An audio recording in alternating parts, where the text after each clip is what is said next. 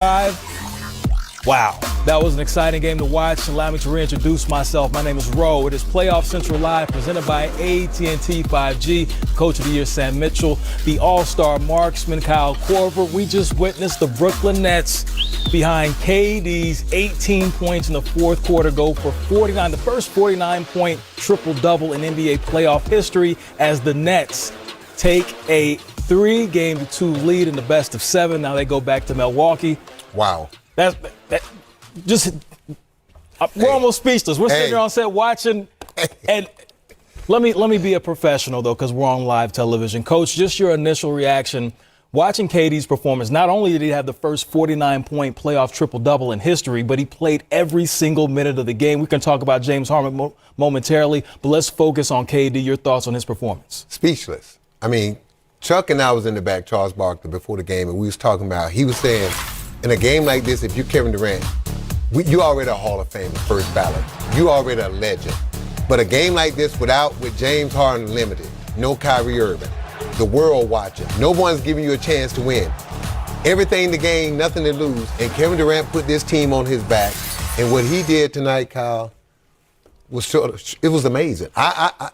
You watched the game, and when Milwaukee went up double digits, you're like, okay, Milwaukee gonna put the gas on. And this is going to be a 20, 25-point game. Mm-hmm. And all of a sudden, that third quarter, and I said before the game, thinking Jeff Green, they need two other guys to step up and give them something.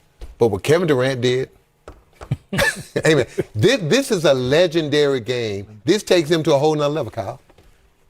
Yeah, his legend grew tonight. I think we've all known his greatness for a long time, but you get a game like this and a moment like this. I mean, even in the first quarter, it didn't look like he was in his flow. It didn't look like he was in rhythm. He stuck with it, and man, what an incredible performance. Just the dagger shots, dagger threes, 48 minutes. I mean, what do you say? Amazing. Amazing indeed. Just taking a look at what he did. 40 points, 15 rebounds, 10 assists in the playoff game. All Hall of Famers on that list. We assume Luka is going to have a bright future. KD definitely a first ballot Hall of Famer when it comes down to it.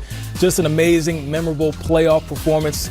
We're running out of words to describe what KD did tonight. But in the meantime, we can discuss the others because we know Kyrie Irving was out. We know James Harden was essentially playing on one leg. But you have Jeff Green, who started in OKC, well, I should say Seattle with KD back in the day. He comes in and has a playoff career high, 27 in this one.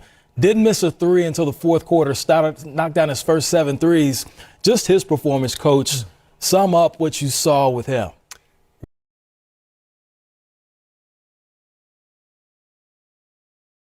Man, Jeff Green has been a godsend to this Brooklyn team. When you think about where they were before they got him and the type of team they've been since they got him, his defense, his rebounding, his ability to stretch the floor and knock down threes have been amazing. His toughness. And the fact that Kevin Durant and James Harden, they grew up together. That's what people forget.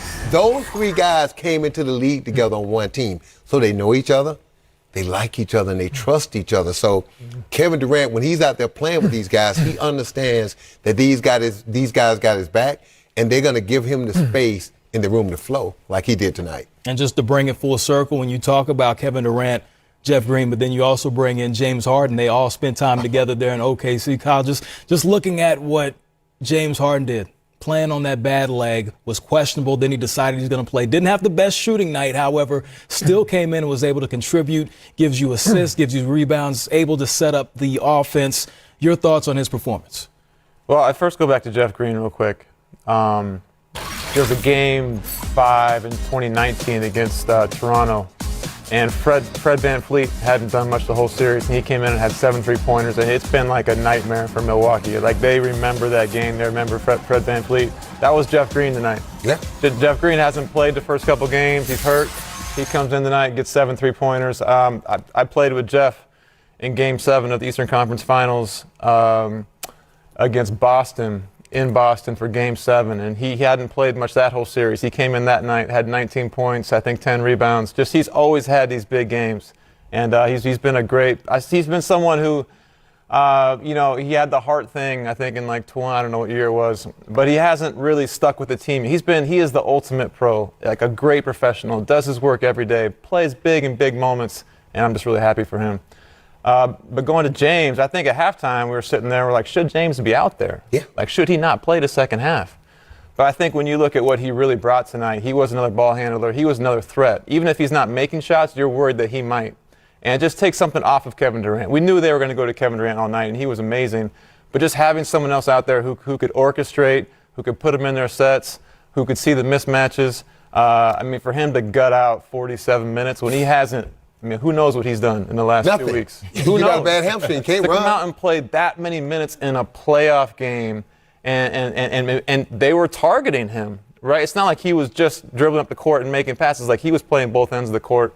Heroic performance by him as well. Physical and mental toughness, man, for James Harden. He's going to be sore tomorrow, though. Yeah. No question about it. He finished with 8 assists for the winning team. Steve Nash, the head coach of the winning team, he's rushing to the podium. Let's take a listen. Okay, ready with Steve. Blake Andrews with ESPN. Steve, can you describe your vantage point that performance with Kevin Durant? Man, just historic performance. I mean, he played the entire game. He barely missed. Got to the line, 17 rebounds, 10 assists, 3 steals, 2 blocks. I mean, 49 points. I mean, it's ridiculous what he's able to do. I think we know he's capable of nights like this, but to do it tonight, we lose Kai. James obviously is soldiering through, his ailments.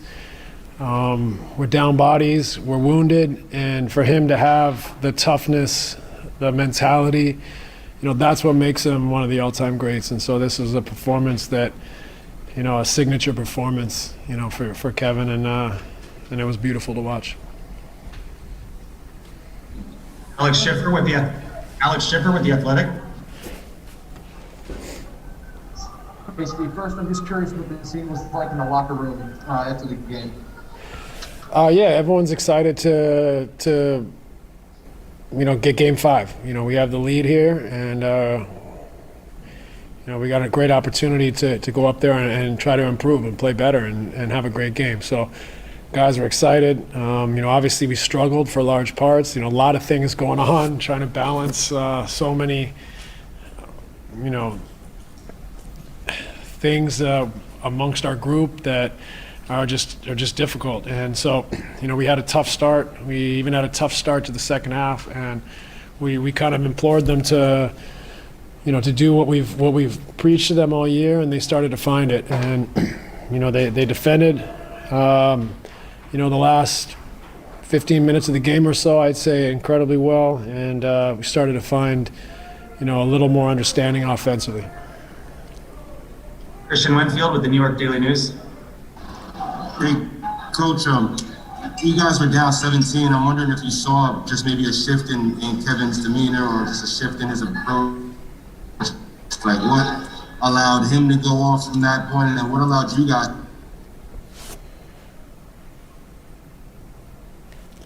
Sorry, Christian, I don't know why you're muted right now.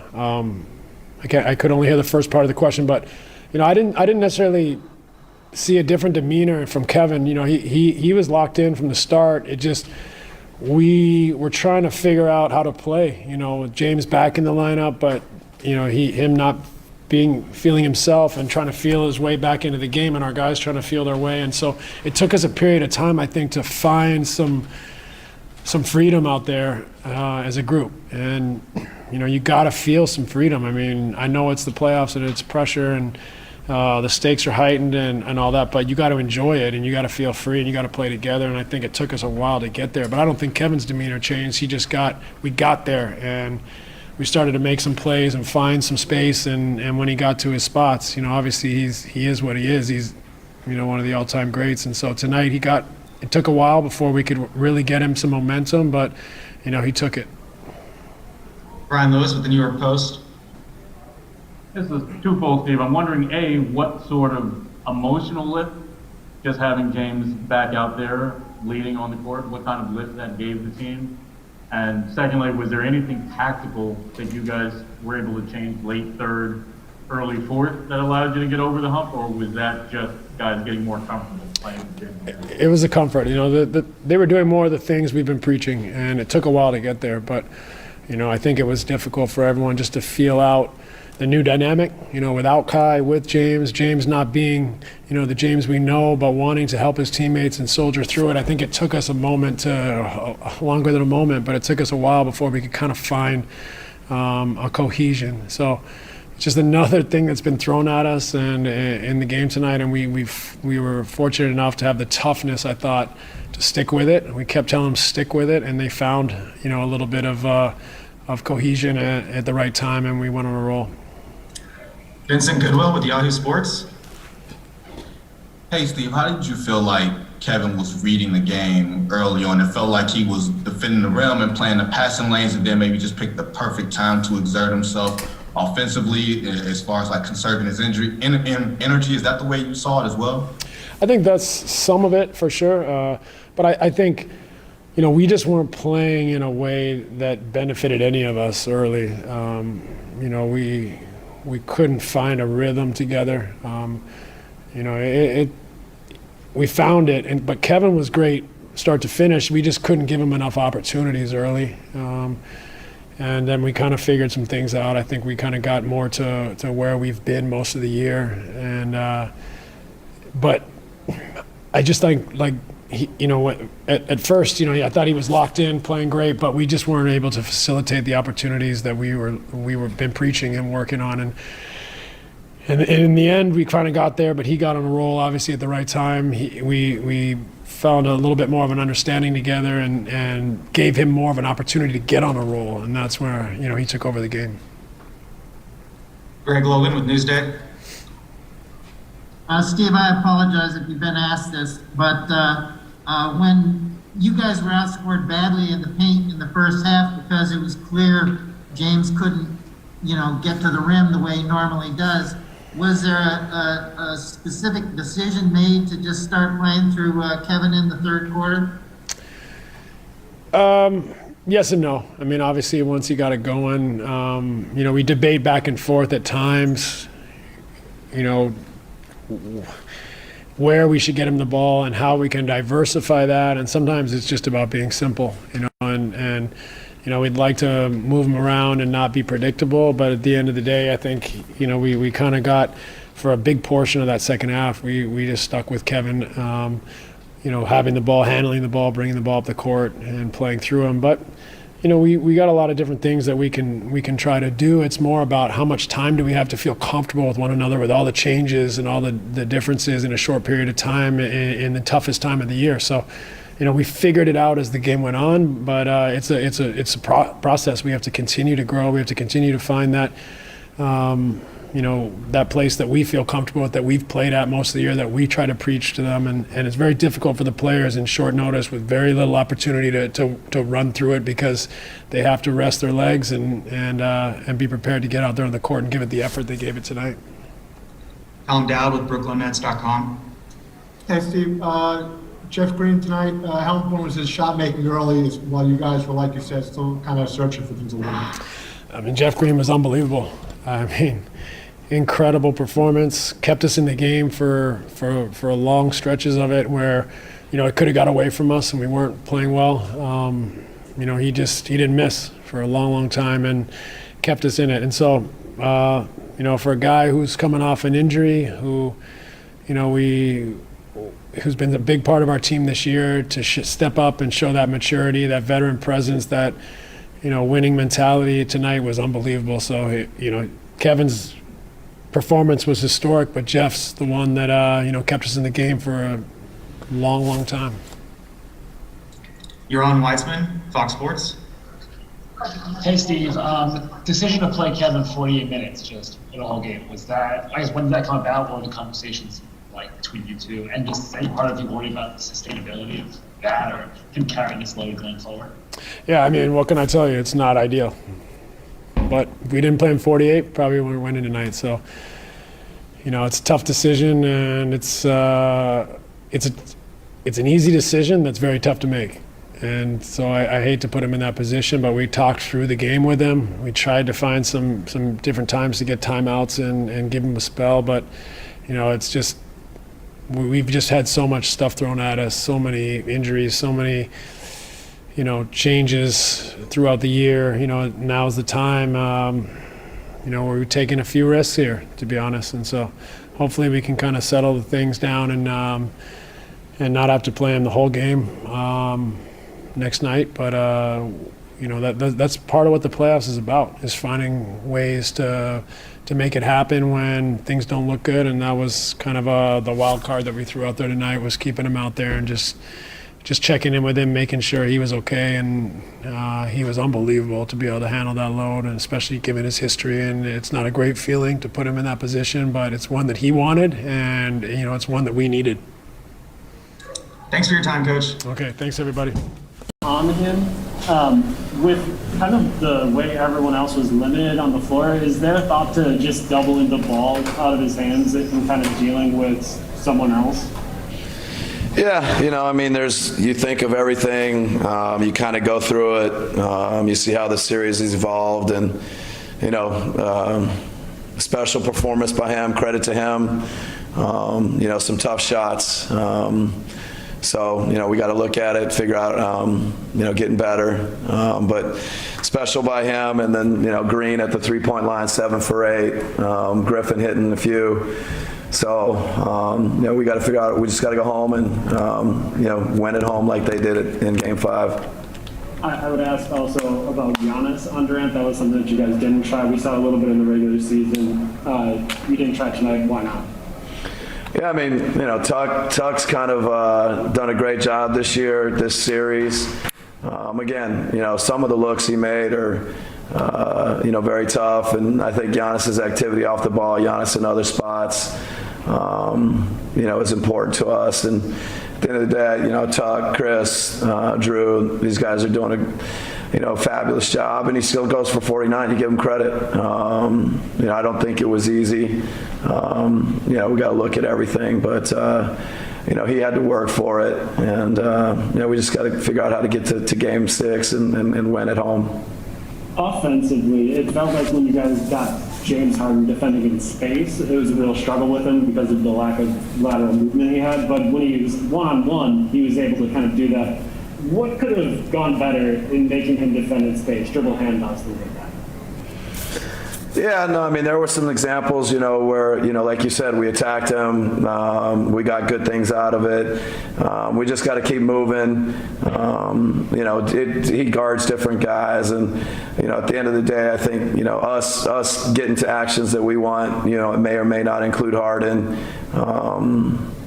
Chris and Giannis with the ball, Drew and Giannis with the ball, things like that. So, we had a good first 3 quarters. Stalled out a little bit offensively in the fourth. So we got to be better executing down the stretch. He scored or assisted on 74 of the Nets' 114 points. This is the easy money sniper. It's a physical team, and his hamstring is one of those injuries that. It takes a while to heal, but he came out there and toughed it out, and had 8 assists, 6 rebounds. Missed some good looks all night, and I know his legs gonna get back under him over, as time, next few days or so. So hopefully next game he start to knock some of those shots he usually make down, and we got our work cut out for us in Game 6, man. It's gonna be the toughest game of the year. Greg Logan with Newsday. Kevin, obviously, James wasn't himself in terms of his ability to drive to the basket, and that seemed to throw you guys off in the first half. Was there a conscious decision that you made, just to sort of initiate the offense and to go through you again to get it going in the second half the way you did? Yeah, we wanted to, we know he's coming off a tough injury and being out for so long, and we trust James handling the ball and setting people up so much that we probably put too much on him in that first half. But I think he settled down in the second, got his legs, got his rhythm. And I was able to help him a little bit as well, handling the ball. So did Landry, so did Bruce, so did Jeff. I think we all took turns, so we're going to need that going forward. Christian Winfield with the New York Daily News. Hey, Kevin, just how do you feel after having a game like this? Not necessarily physically, although you played 48 minutes, but like mentally and emotionally, how do you feel after hanging 49 and 48 minutes? I mean, we got another game. We got to travel tomorrow, and we got a game 6. I mean, I can't celebrate because we won the game. We got another game to try to finish it out. Vincent Goodwill, Yahoo Sports. Hey, Kevin, I'm just curious, when you were reading the game early on and you were being more facilitator than scorer, was that something that you plan to do from the start of the game, just sort of to read it, to get Jeff involved, to get easier looks to everybody else, and then sort of rev it up in the second half? Because that's the way it looked like it played out. Yeah, it did look that way, but I didn't plan on doing that. I mean, I always try to be aggressive to get to my spots to score, and I think that settles my teammates down as well. But, this team does a lot of helping and a lot of swarming in the paint. So, previous games, I may have forced a couple shots over 2 people, and I threw out for a hockey assist maybe tonight. So, just keep watching films, keep seeing where the defense coming from. But at the end of the day, I still got to be aggressive. Alex Schiffer, The Athletic. Hey, Kevin, I got 2 for you. You talked about playing the whole game. Did you tell Steve before the game, I can go as long as you need me to, or was it you looked up at one point and realized you hadn't come out and realized you were good? Just, I guess, what was the dialogue like about you playing the whole game, and Steve said that you were cool with it? Yeah, we never talked about it. I mean, Coach, we always had dialogue about minutes throughout the season of maybe you should pull me here for a couple minutes, or maybe you should keep me in. And so tonight I went to him, and him and Coach Vaughn just asked me if I needed a couple and that they were going to take me out. And I was like, yo, if y'all don't need to, I'm cool. I think I can kind of tough it out from here. But I was cool with anything they wanted to do, and they decided to keep me in. And then just Jeff gave you guys some big shots. If you could kind of speak to his performance. Yeah, I mean, he came out there and set the tone for us at the 3-point line to start the game. And I think we fed off of that, 7 for 8 from the 3 for him, and off the bench. I mean, that was huge for us. And we needed every one of those shots. And, even you got Landry came in and knocked down some good ones. Blake had knocked down some shots too, because they just feel like they're just leaving them open. So, we're gonna need that in Game 6. Everybody contributing, but more so than anything, playing with that energy that we did. Brian Lewis with the New York Post.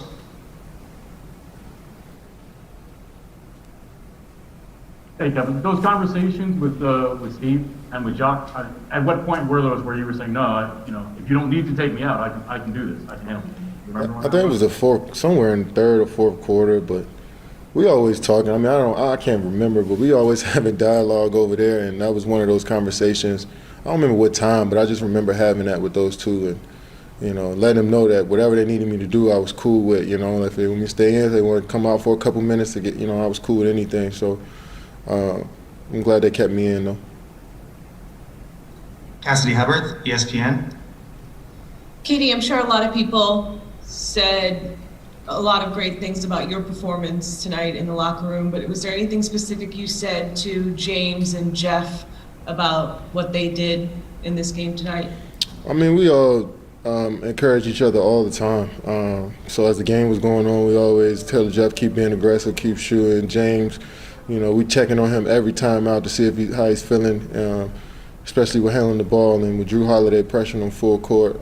But after the game, guys were just, happy that James out there playing again, but also wanting to, take care of himself this next 24 hours so he can get ready. And for Jeff, we were just excited that he came out there, especially after being out since, for a couple weeks as well. He came out there and had a nice impact, impacted the game pretty nicely. So, like I said earlier, we're not celebrating too much, but we were excited for guys coming into the locker room, and we know that we got to, put this behind us and get ready for Game 6. Brian Mahoney, AP. Hey, Kevin, I know you say things like, always whatever the team needs, but have you ever felt like it was done that much? Between obviously having to rebound against Brook Lopez, also kind of being the distributor when James wasn't 100% beyond just the scoring? I mean, I've always been. I mean, I know the perception of me is that I can score the basketball well, but, any team that I've played on, I've been asked to do pretty much everything from rebounding to defending to initiating. to scoring. I might not be, I might not do it all the time, but I do a little bit of everything out there. So I knew at some point that coach would ask me to screen, rebound, defend, bring the ball up, score, shoot threes. So I just work on everything I can and practice, and when the game comes around, I just got to be ready to pull, be ready to do anything. So tonight was one of those nights.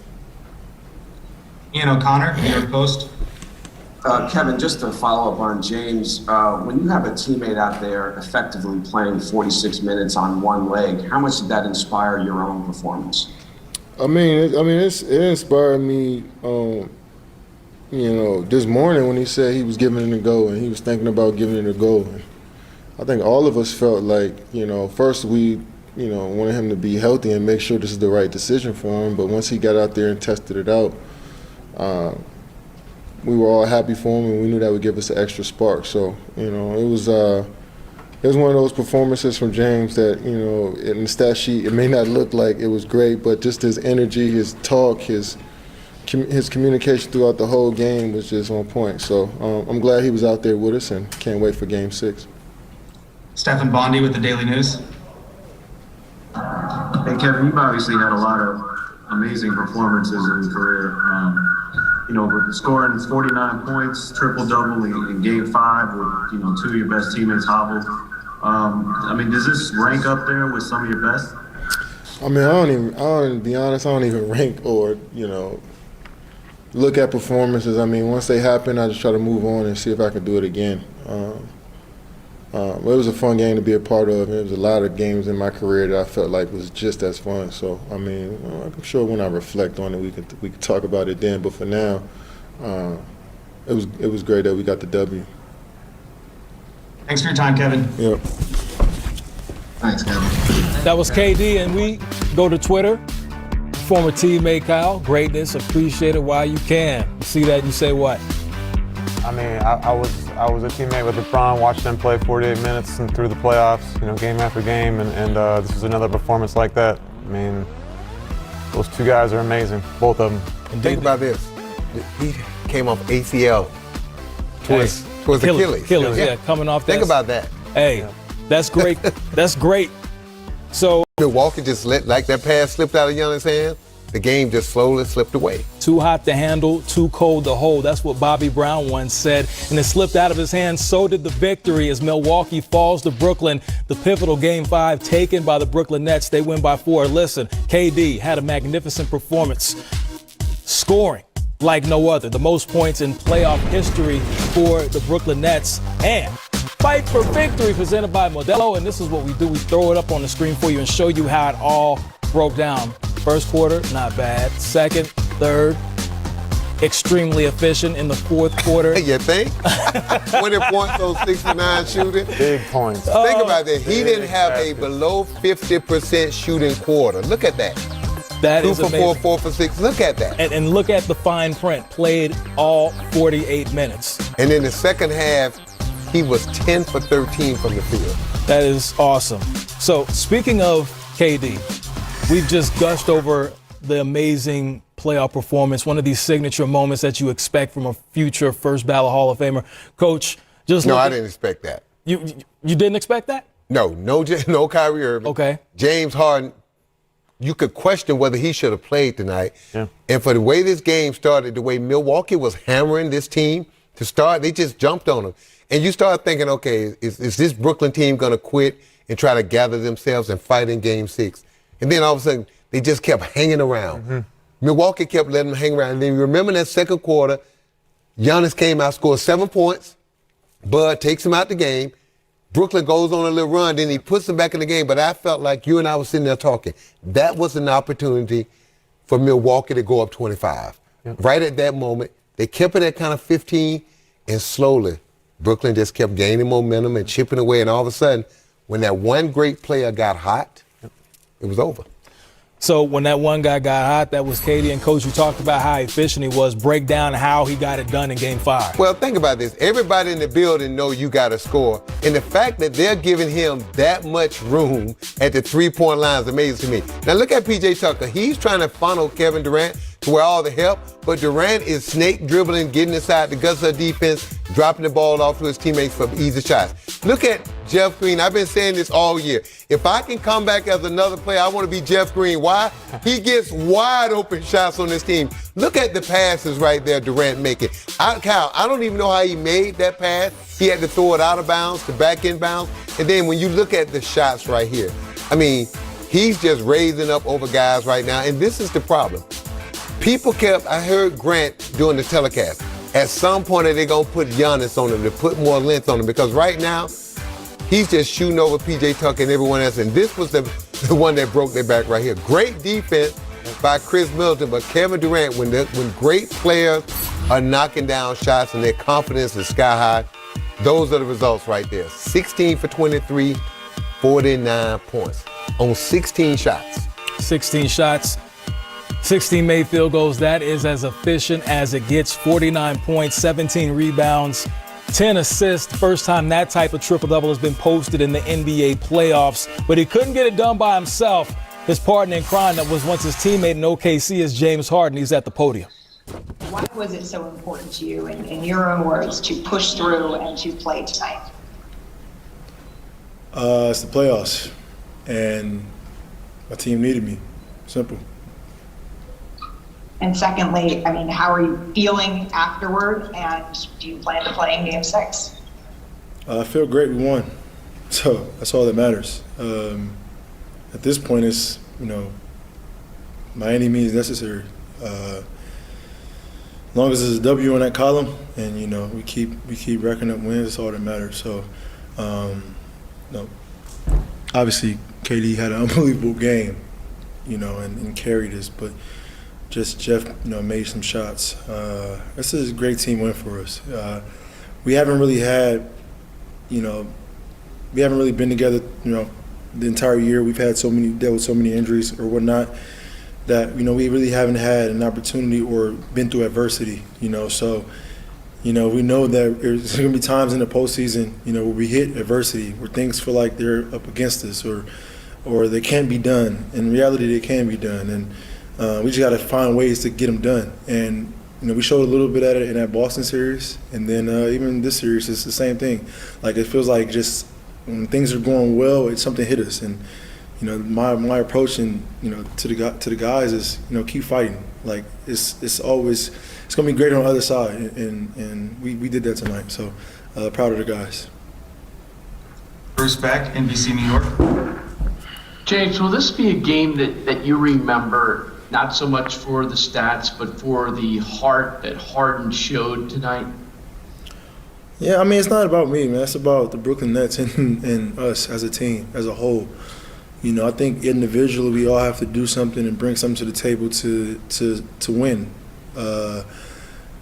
And we did that tonight, So it's not about me. It's not about, obviously, KD had an unbelievable game. But I think it's about everybody else as well. And, like I said, Jeff made some big shots. And guys fought. Landry made big shots down the stretch. Like, it's a total team effort. And like we always preach, it's going to be, different guys, every single game. But, as long as we have that right mindset and we all for each other, good things are going to happen for us. And tonight, they did. Giannis with his 9th straight playoff double-double. Let's take a listen. Hey, Giannis, obviously throughout the series we've talked about Durant and just how tough of a recovery he is. He obviously has just a monster night. What do you feel like you guys could have done better? Is that something that starts early and taking them out of rhythm? Is that something that late you could have done something different? Just kind of how do you view that? Well, what could done better on KD? Correct. Man, you've been around us like a long time. What do you think? Let's have a conversation. The first two things that come to mind is you could have guarded him. Me personally? Yes. Okay. What else? What's the second? The second idea would be to double the ball out of his hands. Oh man, I don't know, man. Just keep making it tough. Obviously, one of the best scorers to ever play the game. It's tough. Like he's the best. He's the best player in the world right now, and we gotta beat him as a team.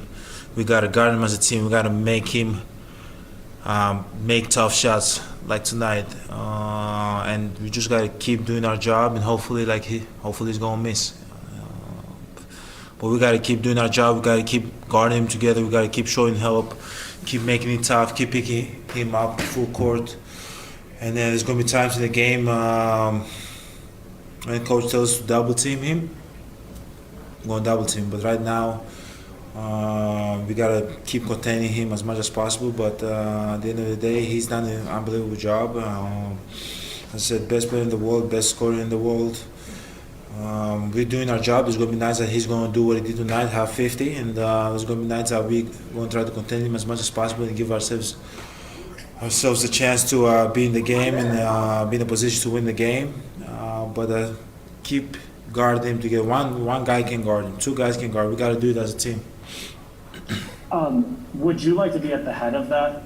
Like, there's something that we talked about before, right? Like you getting over and being able to do that. Is that something that you would want, like in Game 6? For sure.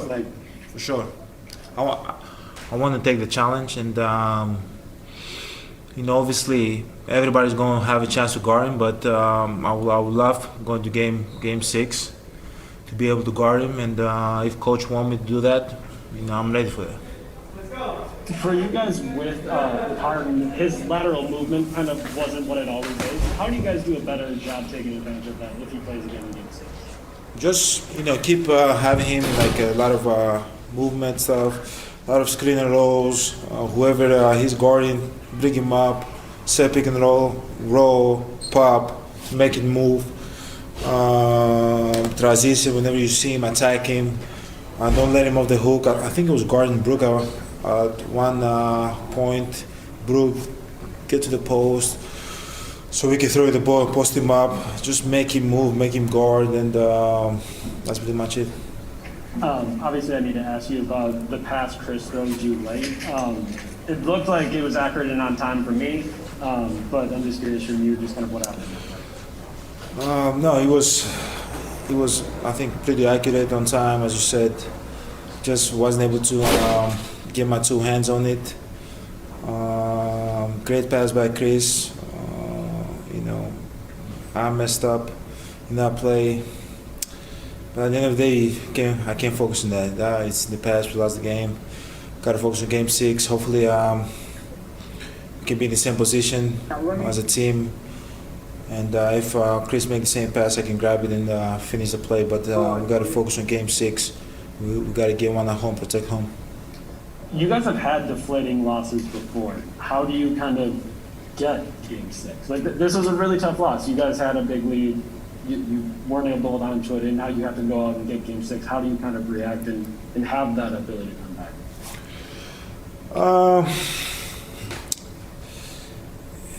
Losing is losing. Losing by 1, losing by 30, losing by being up 15, and they're coming back and getting the game. Losing is losing. At the end of the day, we gotta do what we have to do. We gotta focus on ourselves and control what we can control. And what we can control is our effort and going to Game 6. Hopefully, we can bring it and give ourselves a position to win the game. But then, as I said, Game 5, it hurts a little bit, but man, if you keep focusing on that in 2 days, we're playing Game 6. We got to give everything that we got. And Brooklyn did they played a perfect game. KD had 50, Jeff had 7 threes. Blake was good. So they played a great game. So hopefully we can go to the Game 6 and play a good game too and come back here in Brooklyn. Jim Ozarski.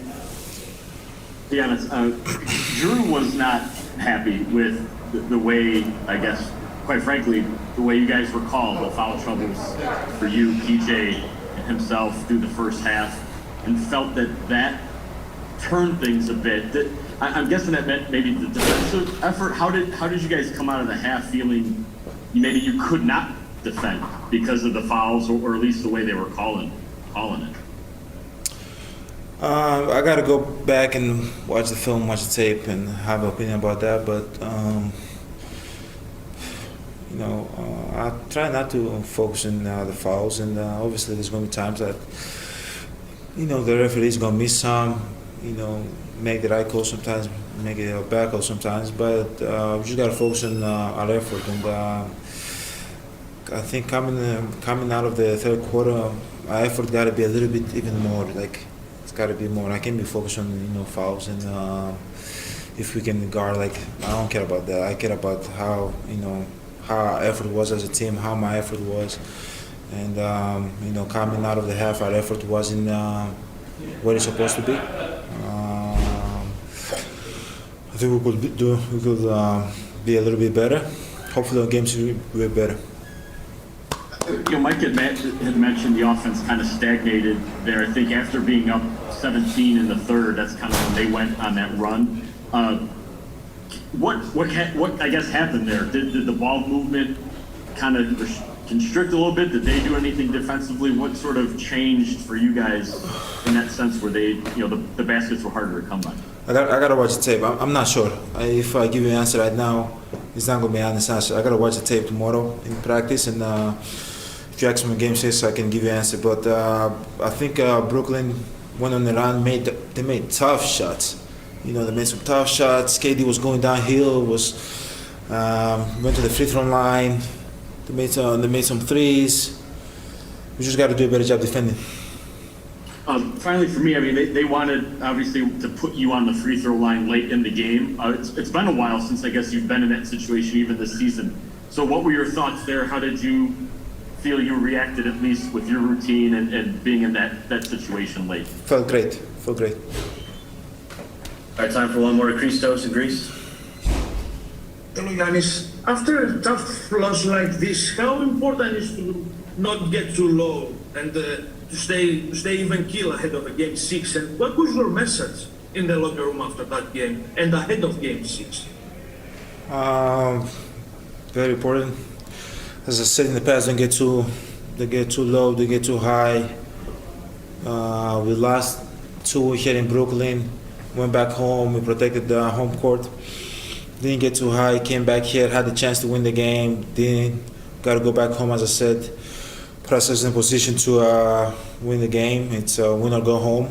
We got to give everything we got, and I think everybody in the locker room know that. Hopefully we have a little bit of luck in our side, and we can execute good. We can make some shots, put ourselves in a position to win the game. That's pretty much it. Everybody in the locker room was a little bit upset, being up 15 and not able to take this game. But at the end of the day, I believe in God. God doesn't make mistakes. We're in the position that we're supposed to be in, and nobody says it's going to be easy. You're playing against the best player in the world. Had 50, had a great game. Played a great game. Played the perfect game almost. So we just got to go back home, take care of business, play a good game, trust one another, trust our habits, believe in ourselves, and hopefully we can take a trip down here and get the job done. But we got to focus on the game, one game at a time. Keep believing in ourselves, keep believing in what we worked all season, keep believing in the group, the culture we have. We have some great players out there, and we're going to be fine. All right, thanks, Giannis. Thank you, guys. All right, that was Giannis. Now, this is the chatter on Twitter right now. Bruh, first team all defense and ain't go check Easy Money, and I assume Easy Money Sniper. That's Kevin Durant. We know his nickname. So that's the chatter on Twitter right now. Hold on. You got an NBA KD. And when I watch 72 games or 82 games, year in and year out, none of the other top players guard the other top players. So what are these guys talking about? I agree with the thought.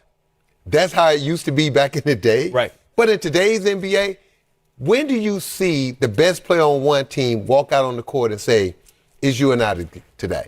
Well, we don't see it that often during the regular season. However, I will say this: in Game 7, you go back to the Clippers and the Mavericks.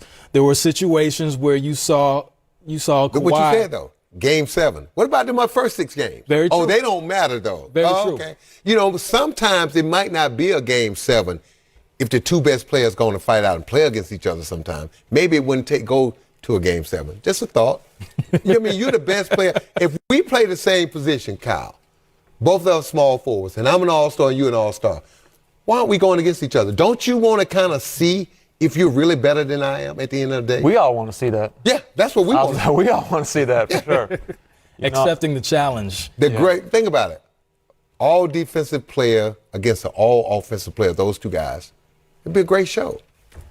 So this is what, and he's referencing the all first defensive team. We already know Giannis has won the Defensive Player of the Year, but one thing that stuck out to me, and Kyle, to hear a 2-time MVP say repeatedly over and over again, the best player on the planet, best player in the world, referencing KD. When you see that, knowing the accolades that Giannis has, how does that make you feel knowing that he has those credentials in the league? Yeah, you know, Giannis is a super humble guy, and he's, you know, he will go at KD next game. I will say that. But that's not what you want to hear. That's not what you want to hear. This fella. And you look so damn good. we have a guest in studio. This is live television. Boy, you know they ready to go home now. The one and only Shaquille O'Neal. Shaq, why don't you come back over here and join us for a second? Whoa. Don't worry about what I be doing.